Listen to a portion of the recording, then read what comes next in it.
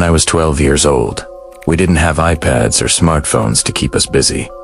We had the woods behind my subdivision. It was a sprawling patch of oak trees and overgrown creeks that separated our neighborhood from the highway. Parents always told us to stay within the tree line, but like any group of bored preteens, we treated boundaries like challenges. There were 3 of us. Me, my best friend, Tyler, and his younger brother, Sam. It was October, late in the afternoon. The sun was already dipping low, casting those long, orange shadows that make everything look a little distorted. We were exploring a dried-up creek bed we had never been to before. That's when we found the pipe. It was a massive concrete storm drain, sticking out of the side of a muddy hill like a giant, open mouth. It was big enough for a grown man to walk into without hunching over. Vines hung down over the opening, and there was a steady stream of cold, stagnant air blowing out of it. It smelled like wet earth, and something metallic, like old pennies. Tyler, being the leader, grabbed a stick and started whacking the weeds around the entrance. "I bet it goes all the way to the mall," he said. Sam looked nervous. Mom said not to go in the drains. "There's homeless people in there." "Don't be a baby," Tyler said, turning on his dad's heavy flashlight. "We'll just go in a little bit." I didn't have a good feeling about it, but I didn't want to look scared. So, we went in. The transition from the warm autumn air to the inside of the pipe was instant. It was freezing. The sound of our sneakers crunching on the grit and trash echoed loudly against the curved concrete walls. The light from the entrance faded quickly behind us, until the only thing we had was the beam of Tyler's flashlight. We walked for maybe 10 minutes. The graffiti on the walls stopped after the first 100 feet. After that, it was just gray, wet concrete. "Okay, this is boring," I said, my voice echoing. "Boring, boring, boring." "She," Tyler hissed. He stopped dead in his tracks. "What?" "Turn off the light," Tyler whispered. "No way," Sam whimpered. "Just do it." I saw something. Tyler clicked the flashlight off. We were plunged into total, suffocating darkness. My heart started hammering against my ribs. I strained my ears. At first, I only heard Sam's shaky breathing. But then, I heard it from deep down the tunnel. Further than we had walked, there was a sound. Slap. Slap. Slap. Boomba. A slap. It sounded like wet bare feet hitting the concrete, and it was moving fast. "Turn the light on," I whispered, panic rising in my throat. Tyler clicked the light back on. The beam cut through the darkness. The tunnel ahead was empty. "I swear I heard footsteps," Tyler said, his voice shaking. "Let's go back," Sam pleaded. We turned around to head back toward the entrance, which was just a tiny dot of daylight, far in the distance. But before we could take a step, a voice came from behind us from the deep dark we had just been looking at. Wait. It wasn't a shout. It was a whisper, but it was loud. It sounded like it was right next to my ear. "Real Frost, did you say that?" I asked Tyler. Tyler was pale. He shook his head. Then, the voice came again, but this time it didn't sound like a person. It sounded like a recording. It was a perfect mimicry of Sam's voice. "Mom said not to go in the drains." My blood ran cold. It was Sam's exact tone, his exact pitch. But Sam was standing right next to me with his mouth clamped shut. Then it mimicked me. "Okay, this is boring," we screamed. We didn't count to 3. We just ran. I have never run that fast in my life. The flashlight beam was bouncing wildly, making shadows dance on the walls. Behind us, the sound of wet footsteps exploded. Slap, slap, slap, slap, slap. It wasn't walking anymore. It was sprinting, and it was gaining on us. And the whole time, that thing was screaming in our own voices. It was a cacophony of our own conversations being thrown back at us, overlapping, distorted, getting louder and closer. We burst out of the pipe and into the twilight, scrambling up the muddy bank, slipping and clawing at the grass. We didn't stop at the tree line. We grabbed our bikes and pedaled until our lungs burned. When we finally reached the streetlights of our neighborhood, we stopped to vomit and catch our breath. We never told our parents. We never told the other kids. But a few days later, Tyler told me something that made me never want to go outside again. He said that when he looked back, just for a second before we exited the tunnel, he saw something. He said it looked like a man, but pale and stretched out, running on all fours like a dog. I don't know what was in that pipe, but sometimes when I am walking past a storm drain on the street and I hear the wind whistling through it, I swear I can hear my own voice whispering back from the dark.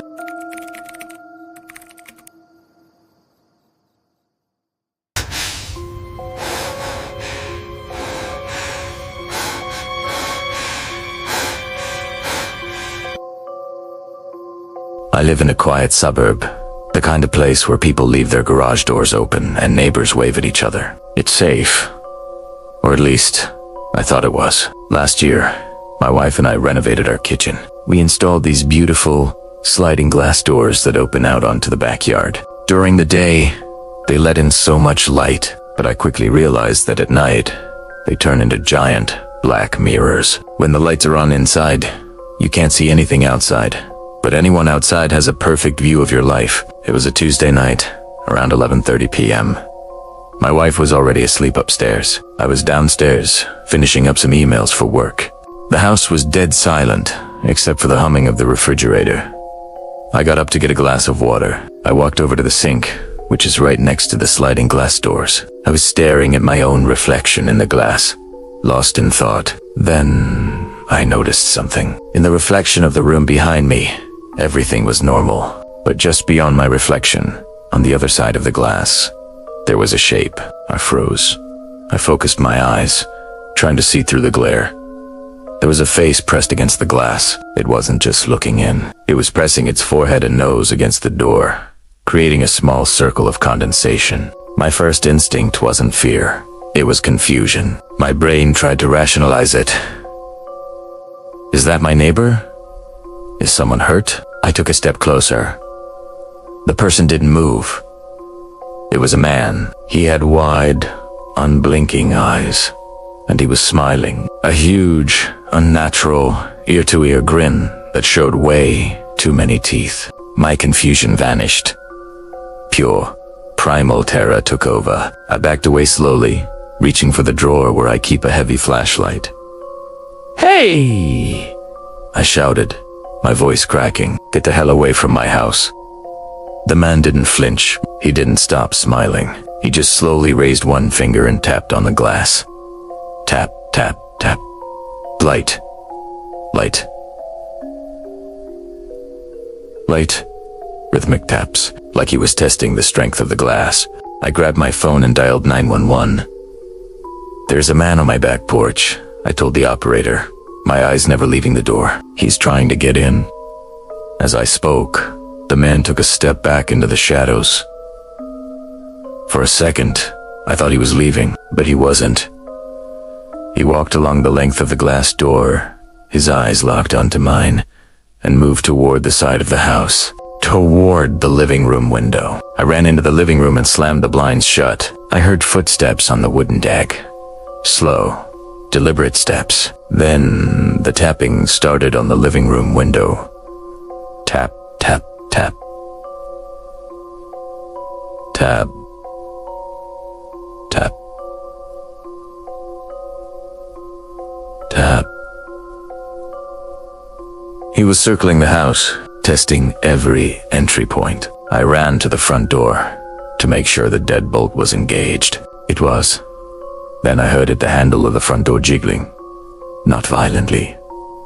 Just a soft, experimental turn. I shouted upstairs for my wife to lock the bedroom door. For the next 10 minutes, while I waited for the police, it was a game of cat and mouse. I would hear footsteps on the gravel on the left side of the house. Ten silence. Then a tap on the kitchen window. Then silence. Then the back door handle turning. When the police lights finally flashed through the front window, the noises stopped instantly. The officers searched the yard. They searched the street. They even brought a dog. They found nothing. No one was there. But the next morning, I went outside to look at the glass door in the daylight. There, on the glass, was the smudge from his forehead and nose, and all over the glass, at different heights, were greasy fingerprints. But the part that made me sell the house and move 2 months later was onto prints on the outside. When I looked closely at the bottom corner of the glass door, I saw mud, not on the outside only. Inside, there was a muddy boot print on my kitchen floor, just inside the door. The lock on that door had been broken for weeks. I just hadn't noticed. He hadn't been trying to get in. He had already been inside. He had been inside the house with me, maybe 4 hours, before he decided to step out and tap on the glass. He wasn't trying to break in. He was trying to get me to come out.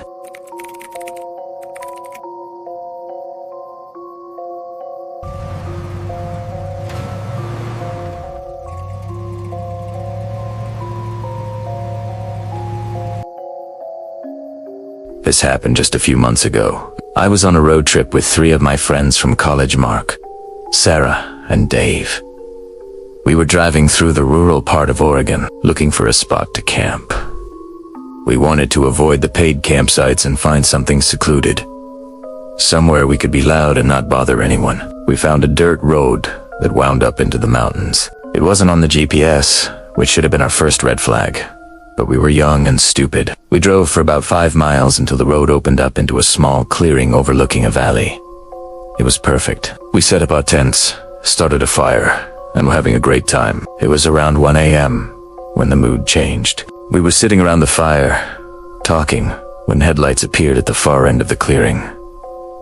We all went quiet. We hadn't seen a single car or house for hours. A beat-up red pickup truck slowly rolled into the clearing. It had a rack of bright floodlights on top, but they were off.